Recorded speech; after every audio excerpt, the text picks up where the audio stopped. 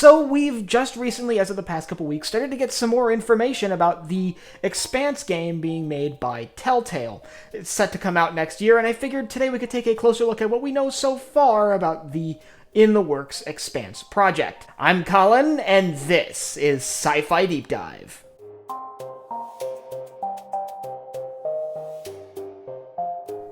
Remember, if you enjoyed this video, to head down below and hit that subscribe button. So, as I'm sure many of you are aware, the next project set in the Expanse universe to come out is likely going to be the Expanse video game being manufactured by Telltale. The Expanse, a Telltale series. And I figured today, while the game is still a year off, we could take a closer look at what we know so far about the setting and sort of where in the timeline this game takes place. So for starters, the game focuses on Kamina Drummer, who we are all familiar with from the TV show. She would ultimately become one of the major leaders and eventually the head of state of the OPA, the Belt. And while we often see her as this sort of gritty leader who's experienced in the goings-on of the system, that brings me to the first tidbit we know of about this game. There are some very strong hints in the gameplay trailer released a few weeks ago that this game actually is a prequel to the TV series.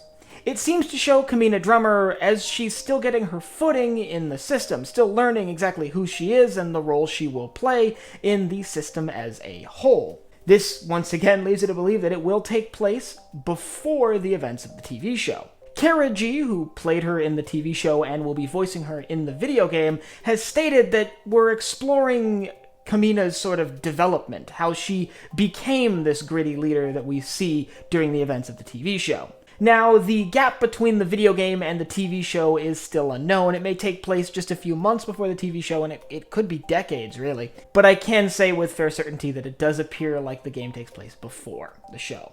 But there's more to it than just the time period that the game takes place. We seem to be following, at least for part of the story, a group of Scavengers, one of them among that group being Kamina. It sounds like what these Scavengers do is they're sent out to ships that are either raided by pirates or maybe caught up in minor military engagements, and sort of just pick them clean of anything worth reselling. Basically what you'd expect from a scavenger. And that means that the job that this crew is facing is a lot of floating around destroyed vessels and sort of piecing together the stories of what happened on those ships, as well as grabbing any valuable resources that may be left in the debris. Now, I could see how a job like this would be very formative for someone who is taking their first steps out into the system. This job literally entails exploring the aftermath of brutal spaceship engagements. A key aspect of this job is likely the removal, or at least sort of disposal, of human remains left among these ships. And for someone who grew up in the Belter community, where their ships and space stations mean so much to them, seeing these crews amongst the destroyed ruins of the ships that they likely loved so much would be rather impactful.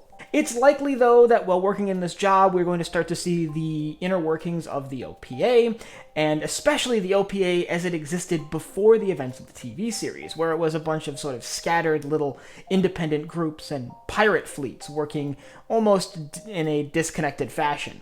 It really wasn't until the events of the series and the rise of the Free Navy that the OPA really started to unify. That being said, there is an interesting aspect that I think is possible we won't see a lot of in the game, and that is the proto-molecule. Now, I could see it popping up once or twice here or there, perhaps a visit to a research facility that's just starting research on this new sort of molecule that had been found, but I couldn't really imagine it playing a very major role in the story. The proto-molecule was very new during the events of the books and the TV show.